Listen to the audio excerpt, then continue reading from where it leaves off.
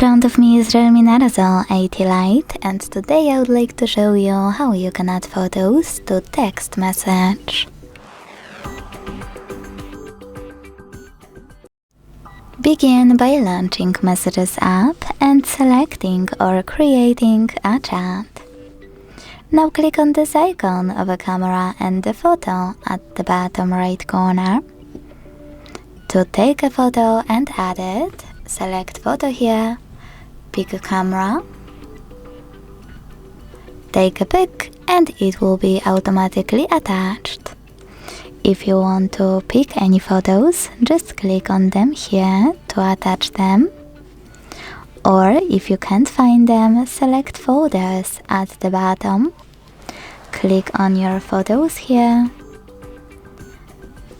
And when you finished, select Add at the bottom right corner and then Done, also at the bottom right corner. Thanks so much for watching. If you enjoyed this video, don't forget to leave a like, comment and subscribe. Bye!